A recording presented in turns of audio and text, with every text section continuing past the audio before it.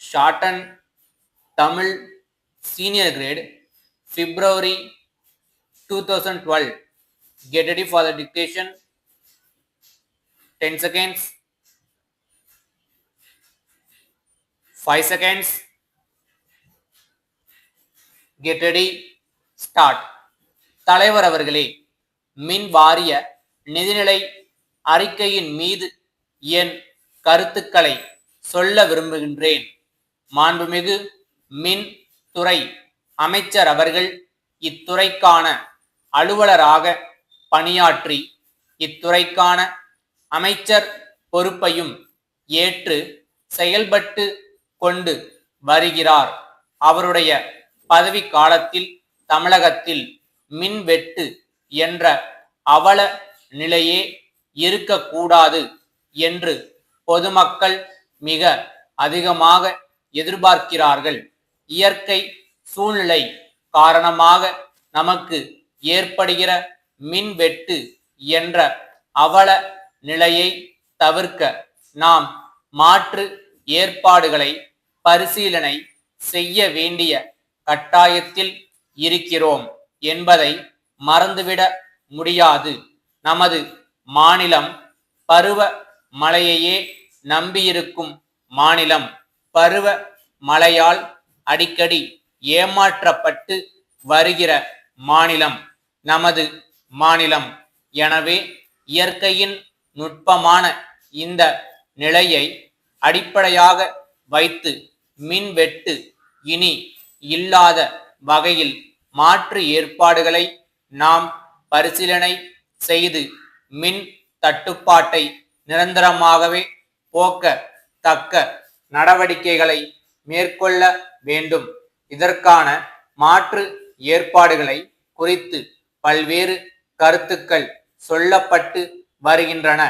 ஏற்கனவே நாம் அனல் மின் சக்தி மூலம் மின் பற்றாக்குறையை சரிப்படுத்தி கொண்டிருக்கிறோம்.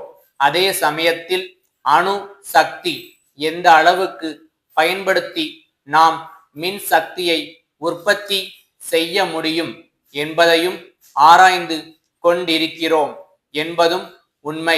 அதுபோல் சூரிய வெப்பத்தையும் மற்றும் கடல் அலையையும் பயன்படுத்தி அதிலிருந்து ஆக்க சக்தியை உருவாக்கி அவற்றின் மூலமாகவும் எவ்வாறு இந்த நாட்டு மக்களுக்கு நாம் பயன் கிட்ட செய்ய முடியும் என்பதையும் உடனடியாக ஆராய்ந்து நடவடிக்கை மேற்கொள்ள வேண்டும் என்பதை அரசின் கவனத்திற்கு கொண்டு வர விரும்புகிறேன்.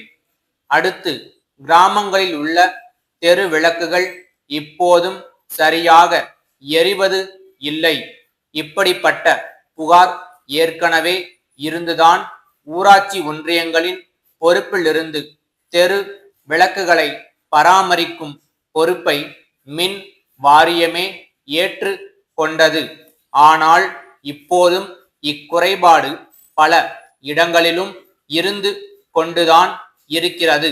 மாவட்ட வளர்ச்சி மன்ற கூட்டங்களில் இக்குறைபாடு பரவலாக சொல்லப்படுவது தற்போது வழக்கமாகிவிட்டது. இந்த நிலைக்கு மின் வாரியம் ஆளாக கூடாது என்பதுதான் என்னுடைய கருத்தாகும். அடுத்து, குடிசைகளுக்கு ஒரு விளக்கு திட்டம் என்பது இந்த அரசின் சிறந்த ஒரு திட்டமாகும். இத்திட்டத்தின் மூலமாக ஏழை எளிய மக்களுக்கு மின் வசதியை உருவாக்கி தரும் நிலை ஏற்பட்டிருக்கிறது. பொதுவாக எல்லோராலும் பாராட்டப்படுகிற திட்டமாக இது இருந்தாலும் இந்த திட்டத்தில் இருக்கின்ற ஒரு குறைபாட்டையும் நான் இந்த நேரத்தில் சுட்டிக்காட்ட விரும்புகிறேன். இந்த திட்டத்தின் கீழ் இணைப்பு கோரி போடப்படும் மனுக்களை வாங்குவதில் பொதுமக்களுக்கு பெரிதும் இடர்பாடுகள் ஏற்படுகின்றன. இதற்கான விண்ணப்ப மனுக்கள் பல்வேறு விலைகளில் தனியார்களால் விற்கப்படுகின்றன. மின்சார வாரியமே இந்த மனுக்களை அச்சடித்து குறைந்த விலையில் மின்சார துறையின் மூலமாகவே விற்பனை செய்வது நல்லது. சென்னை கேசவன் கூட்டமைப்பிலிருந்து காஞ்சிபுரம் வருண் கூட்டமைப்பிற்கு எழுதும் கடிதம். அன்புடையீர், தங்கள் கடிதம் கிடைக்கப் பெற்று தகவல் அறிந்தோம்.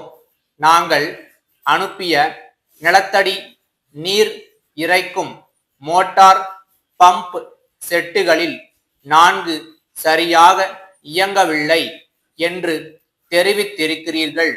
நாங்கள் அவை எல்லாவற்றையும் அனுப்பும் முன்பு இயந்திர வல்லுநர்களை கொண்டு பரிசோதனை செய்து சரி பார்த்துதான் அனுப்பினோம்.